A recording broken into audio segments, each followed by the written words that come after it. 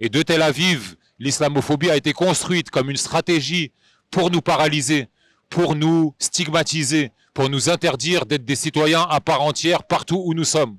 Et donc l'islamophobie, aujourd'hui, c'est aussi une construction liée à l'histoire coloniale et liée aussi à l'activisme de ces officines pro-israéliennes. Et donc c'est pour ça qu'on le dit aussi.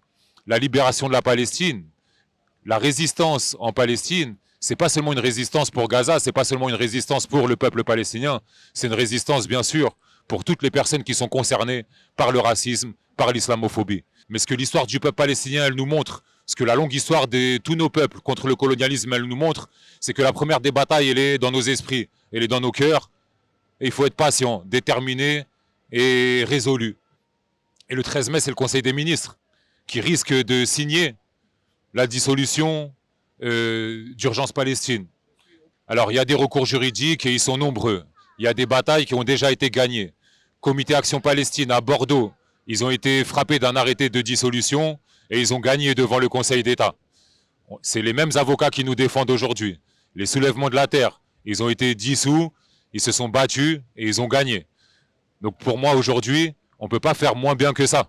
Urgence Palestine, c'est une force qui compte des centaines et des milliers de membres et de sympathisants partout en France. On sait que c'est une amana, c'est un bien précieux. Urgence Palestine, elle a été construite comme un hommage à nos martyrs. Parce que Urgence Palestine, on ne va pas la laisser se dissoudre comme ça. Après le 13 mai, il est possible qu'on n'ait plus le droit d'utiliser nos réseaux sociaux, qu'on n'ait plus le droit d'appeler à des manifestations, le temps que la justice fasse son travail. Ça peut aller assez vite. Et on va aller sur des procédures d'urgence, des référés liberté, pour que le Conseil d'État tranche vite le caractère arbitraire et attentatoire à nos libertés qui est aujourd'hui sur la table du ministère de l'Intérieur.